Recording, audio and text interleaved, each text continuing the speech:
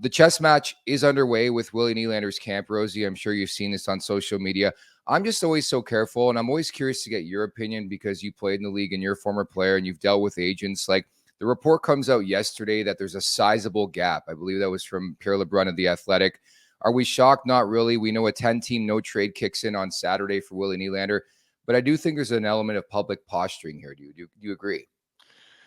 Yeah, I don't think either camp has reason to make a move, and they are posturing for sure. Wouldn't you? If you're Oh, yeah. his agent, you're going to sit there and go, absolutely not. He is underpaid. He proved his worth. He was one of your standout guys in the playoffs.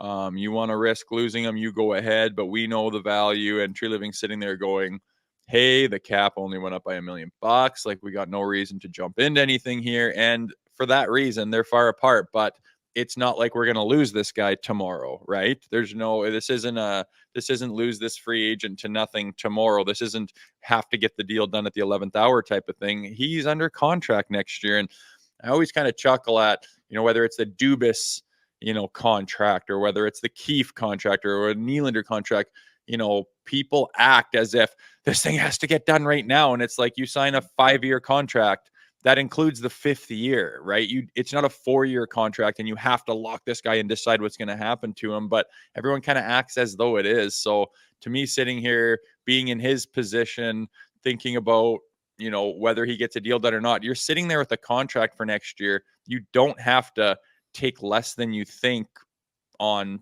Thursday for no reason. No one's going to do that. So I understand why they're still far apart, and it doesn't necessarily worry me. The PR game's so fascinating, man. Like, in my opinion, there's a reason why this type of information comes out, whether it's from the GM's camp or it's from the agent's camp. And I think, there's got to be some concession on both sides. But what we're seeing here is a negotiation. Sometimes the media gets involved. Yeah, for sure. And no one wants to tip their hand. No one wants to say, I would probably be willing to take X when, you still think there's a chance to get Y. So that goes both ways. And I mean, sometimes when a guy can't get done and they're going to get done, they do this posturing thing into training camp and the guy doesn't report. And like, that happens. We're still a year and change away, a year and a summer away from that potentially happening. So you can understand why it hasn't been done yet. And again, it's both sides not wanting to tip their hand and both sides being hopeful that they get the best possible deal they could have. I know it was a different regime last time, but I think the Leafs better be prepared for anything when it comes to Nylander. And I know he's got a contract. He's got to play regardless next year. Remember what happened last time, though? He went all the way till November, signed at the last minute. I remember the game. I think it was a game in Minnesota, and they finally did it. But it was like the ultimate game of chicken with him and Lou Lamoriello.